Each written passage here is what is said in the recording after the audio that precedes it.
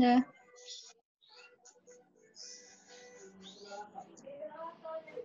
Nah, bismillahirrahmanirrahim. Assalamualaikum warahmatullahi wabarakatuh. Waalaikumsalam. Alhamdulillahirabbil alamin. Nahmaduhu wa nasta'inuhu. Hamdan syukranillah amma ba'd. Sebelumnya saya mohon maaf dan saya mengucapkan banyak-banyak terima kasih. Sebelumnya yang saya hormati Bapak Hayat selaku dosen kami, dosen pengampu mata kuliah Pancasila, serta teman-teman semua yang saya hormati dan saya banggakan. Alhamdulillahirabbil alamin.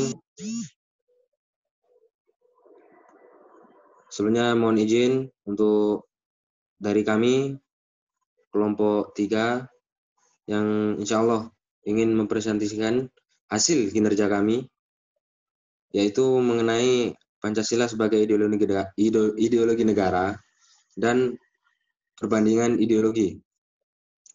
Sebelumnya singkat kami memperkenalkan diri dulu. Saya di sini selaku moderator, saya Miftahul Huda, dan teman-teman saya, silakan. Baik, nama saya Putri Sagita Amanda. Di sini saya sebagai pemateri 1. Terima kasih. Ya, dan saya Muhammad Fawait. Di sini saya sebagai pemateri kedua. Terima kasih. Baik, langsung saja kita mulai untuk presentasi kali ini dari kami kelompok 3, yaitu mengenai Pancasila sebagai ideologi negara dan perbandingan ideologi. Silakan materi yang bertugas. Baik. Sekarang saya akan menjelaskan beberapa materi. Yang pertama adalah pengertian ideologi. Ideologi berasal dari ideologi berasal dari dua kata, yaitu ID dan logi. ID berasal dari bahasa Yunani, eidos, yang artinya bentuk, dan artinya gagasan, konsep, dan pengertian dasar. Logi atau biasanya disebut sebagai logos, yang artinya ilmu. Secara harfiah, ideologi berarti ilmu pengetahuan dasar. Dan secara umum, ideologi adalah kumpulan gagasan ide-ide, keyakinan, kepercayaan yang menyeluruh dan sistematis yang menyangkut beberapa bidang.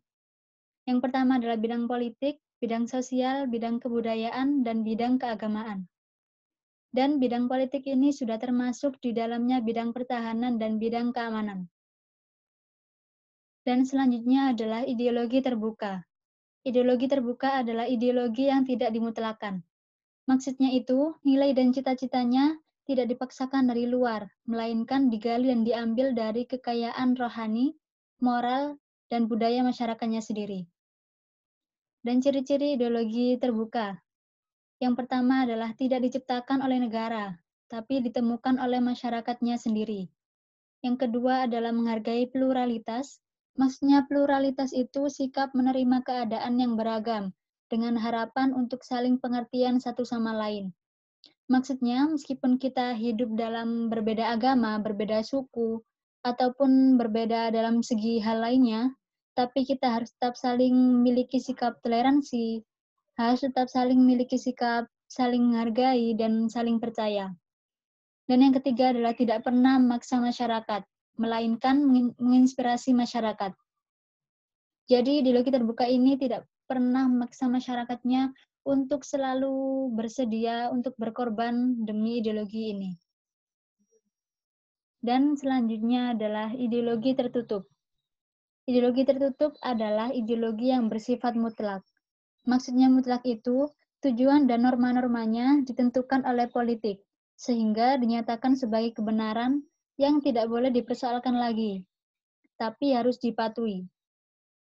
Dan ciri-ciri ideologi tertutup adalah menuntut masyarakatnya untuk memiliki kesetiaan total dan kesediaan untuk berkorban bagi ideologi ini. Jadi ideologi tertutup ini bersifat memaksa masyarakatnya untuk selalu setia dan selalu bersedia untuk berkorban bagi ideologi tersebut. Dan yang kedua adalah bersifat totaliter. Maksudnya totaliter itu cenderung berusaha untuk menguasai segala bidang agar dapat mempengaruhi perilaku masyarakatnya. Dan yang ketiga adalah bersifat dogmatis dan a priori. Dogmatis artinya mempercayai suatu keadaan tanpa data yang valid. Dan a priori itu artinya berprasangka terlebih dahulu akan suatu keadaan. Next. Pancasila sebagai ideologi terbuka. Pancasila sebagai ideologi terbuka merupakan ideologi yang mampu menyesuaikan diri dengan perkembangan zaman tanpa pengubahan nilai dasarnya. Keterbukaan ideologi Pancasila bukan berarti mengubah nilai-nilai dasar yang terkandung di dalamnya, namun mengeksplisitkan atau menegaskan wawasannya secara lebih konkret atau nyata, sehingga memiliki kemampuan yang reformatif untuk memecahkan masalah-masalah aktual dan senantiasa berkembang seiring dengan aspirasi rakyat dan perkembangan iptek serta zaman. Dalam ideologi terbuka terdapat cita-cita dan nilai yang mendasar yang bersifat tetap dan tidak berubah sehingga tidak langsung bersifat operasional. Oleh karena itu, setiap kali harus dieksplisitkan. Berdasarkan pengertian tentang ideologi terbuka tersebut, terdapat nilai-nilai yang terkandung dalam ideologi Pancasila sebagai ideologi terbuka. Yang pertama adalah nilai dasar, yaitu hakikat kelima sila Pancasila, yaitu yang pertama ketuhanan, yang kedua kemanusiaan, yang ketiga persatuan, yang keempat kerakyatan, dan yang kelima adalah keadilan. Nilai dasar tersebut adalah merupakan esensi dari sila-sila Pancasila yang bersifat universal. Sehingga dalam nilai dasar tersebut terkandung cita-cita, tujuan, serta nilai-nilai yang baik dan benar. Nilai dasar ideologi tersebut tertuang dalam pembukaan Undang-Undang Dasar 1945, sehingga oleh karena itu pembukaan memuat nilai-nilai dasar ideologi Pancasila.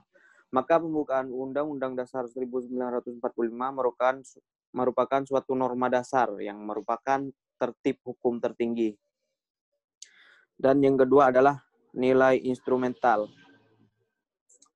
yang merupakan arahan, kebijakan, strategi, sasaran, serta lembaga pelaksanaannya. Nilai instrumental ini merupakan eksplisitasi atau penjabaran lebih lanjut dari nilai-nilai dasar ideologi Pancasila. Dan yang terakhir adalah nilai praksis, yaitu merupakan realisasi nilai-nilai instrumental dalam suatu realisasi pengalaman yang bersifat nyata dalam kehidupan sehari-hari dalam bermasyarakat, berbangsa, dan bernegara. Dalam realisasi praksis inilah maka penjabaran nilai-nilai Pancasila senantiasa berkembang dan selalu dapat dilakukan perubahan dan perbaikan atau reformasi sesuai dengan perkembangan zaman ilmu pengetahuan dan teknologi serta aspirasi masyarakat. Next.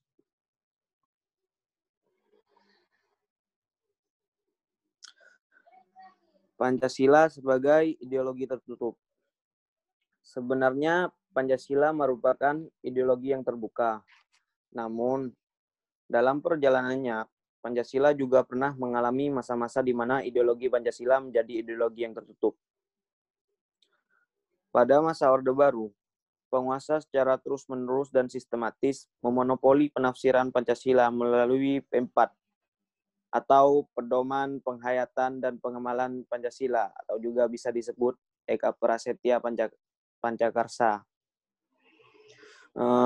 Pada masa tersebut, makna kedudukan Pancasila sebagai dasar negara dan pandangan hidup bangsa telah mengalami pergeseran makna, yakni dari penafsiran yang benar mengenai Pancasila merupakan paham yang dikehendaki kebenarannya oleh penguasa.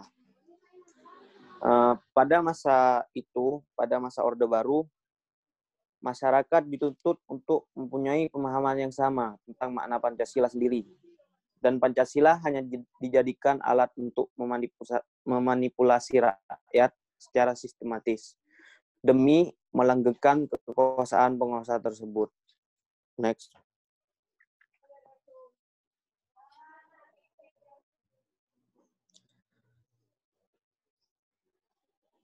Perbandingan ideologi. 1. Ideologi Pancasila. Ideologi pada suatu bangsa pada hakikatnya memiliki ciri khas masing-masing sesuai dengan sifat dan ciri khas bangsa itu sendiri.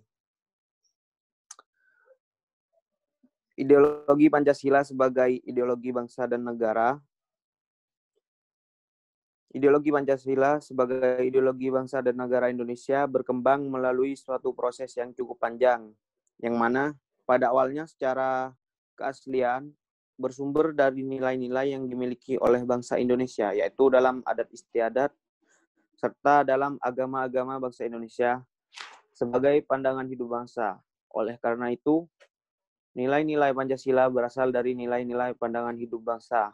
Telah diyakini kebenarannya, kemudian diangkat oleh bangsa Indonesia dan negara.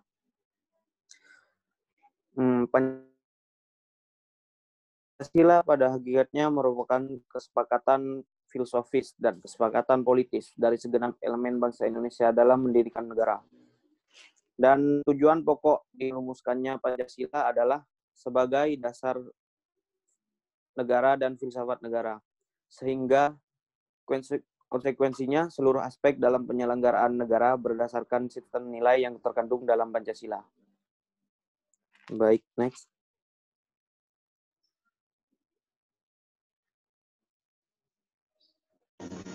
Ya,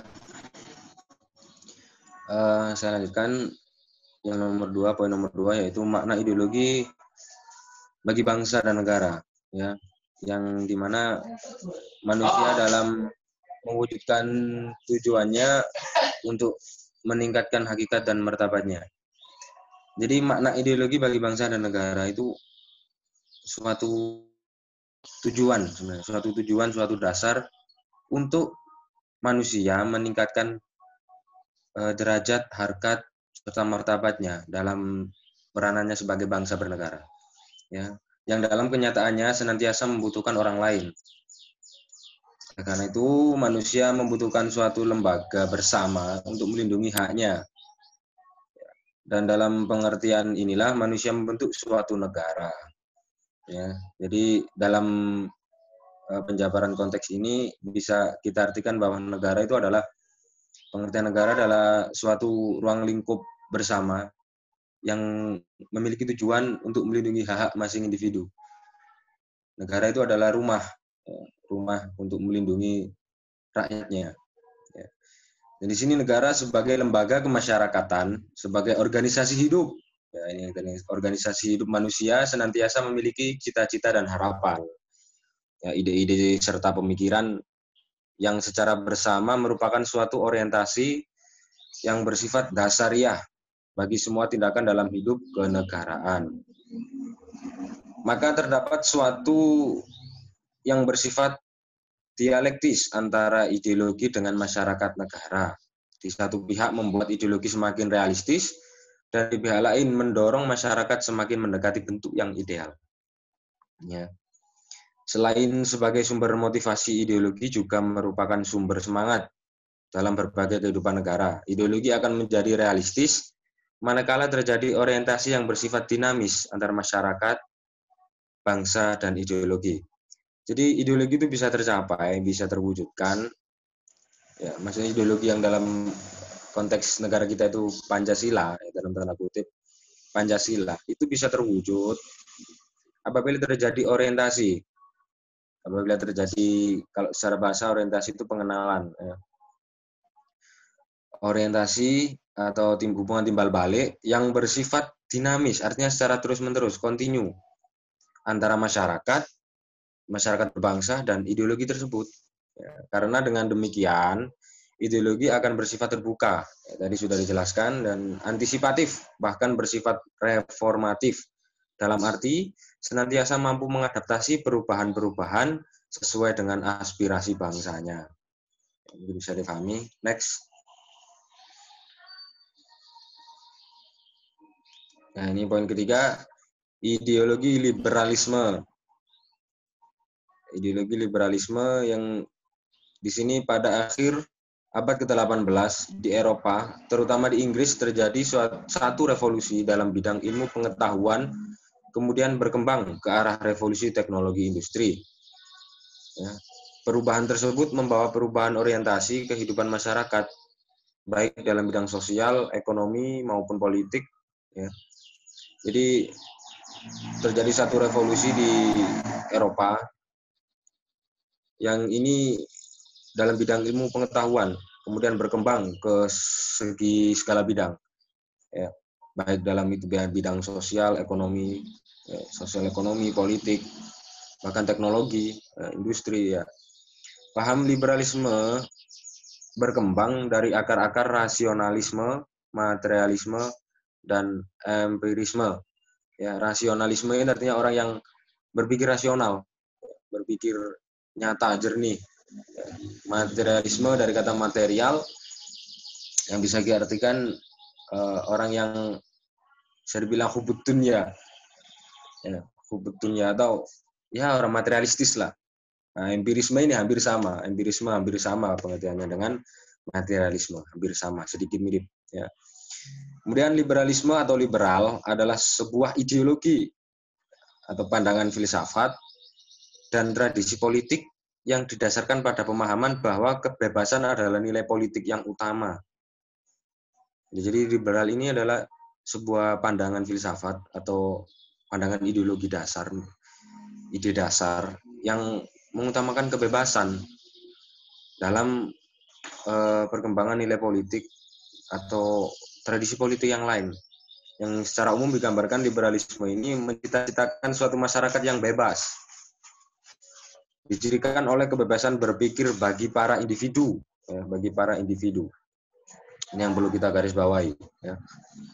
Kebebasan berpikir bagi para individu. Negara liberal ini hakikatnya mendasarkan pada kebebasan individu ini, yang perlu kita garis bawahi ini. Ya. Lanjut next. Dan yang keempat adalah ideologi sosialisme komunis. Ya. Sini komunis, dan utama komunis. Tapi kenapa di sini ada kata sosialisme? Ya, kita baca dulu pengertiannya. Ideologi komunis adalah suatu paham yang mendahulukan kepentingan umum. Jadi bisa dibilang ideologi komunis ini agak sedikit bertolak belakang ya dengan liberalisme tadi. Di atas kepentingan pribadi dan golongan. Ya, paham komunis juga menyatakan semua hal dan sesuatu yang ada di suatu negara itu dikuasai secara mutlak oleh negara tersebut. Ya, jadi intinya komunis ini sesuatu yang ada di negara itu ataupun apapun itu, segi apapun itu yang ada di dalam suatu kehidupan bernegara itu mutlak dan resmi, hanya dimiliki oleh negara itu, negara tersebut. Ya. Bertolak belakang dengan paham liberalisme. Liberalisme tadi mengutamakan kebebasan pada setiap individu, sedangkan komunis ya ada kata sosialisme yang mengutamakan kepentingan bersama. Ya. Maka komunisme yang dicetuskan melalui pemikiran Karl Marx memandang bahwa hakikat, kebebasan, dan hak individu itu tidak ada. Ideologi komunis ini mendasarkan pada suatu keyakinan bahwa manusia pada hakikatnya adalah hanya makhluk sosial, hanya makhluk yang sebenarnya membutuhkan orang lain. Sehingga yang mutlak adalah komunitas, bukannya individualitas. Jadi komunisme ini suatu paham ideologi yang bisa kita ambil dari sisi positifnya itu yang mengutamakan kepentingan umum. Agak bertolak belakang dengan liberal tadi, yang mengutamakan kepentingan umum di atas kepentingan pribadi dan golongan. Tapi di paham komunisme ini, di paham sosialisme komunis, itu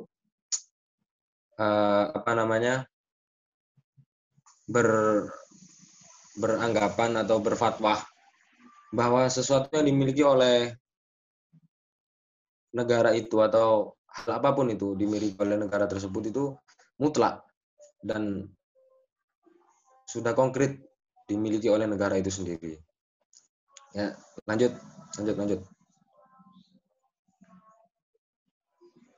Ya, jadi mungkin itu sedikit pengantar fase dari moderator. bahwa ideologi bisa kita artikan adalah pandangan dasar yang dimiliki oleh suatu negara, yang dimana pasti mempunyai ide-ide dan tujuan tertentu atau tujuan umum, bahkan yang tujuan tersebut bisa diwujudkan apabila terjadi itu tadi, hubungan timbal balik atau hubungan sosial atau interaksi, ya, orientasi dari berbagai belah pihak antara masyarakat dengan ideologi tersebut atau antara masyarakat dengan bangsa dengan negaranya itu. Jadi mungkin yang bisa moderator sampaikan, ideologi Pancasila di dalam negara Indonesia tercinta ini bisa digolongkan sudah itu tadi sebagai ideologi terbuka. Artinya apa tadi? Saya lupa, coba kembali ke slide ideologi terbuka tadi.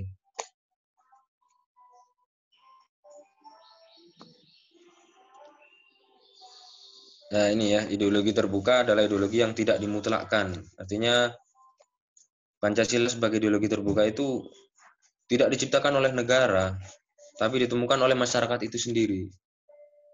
Pancasila menghargai pluralitas. Pancasila itu ada nilai dasar tadi yang disebutkan persatuan, ya. Pluralisme atau bisa dibilang pluralisme artinya yang menjunjung tinggi perbedaan, menghargai pluralitas setiap orang, tidak pernah memaksa masyarakat, melainkan menginspirasi masyarakat. Di Pancasila itu sebetulnya juga bisa dikatakan sebagai inspirasi hidup dalam kehidupan berbangsa. Ya, mungkin nanti ada hal yang perlu disampaikan atau ada hal yang kurang bisa ditanyakan di kolom komentar atau bisa hubungi moderator ataupun pemateri, silahkan. Mungkin ada tambahan dari rekan-rekan, silakan. Tidak, mungkin itu cukup.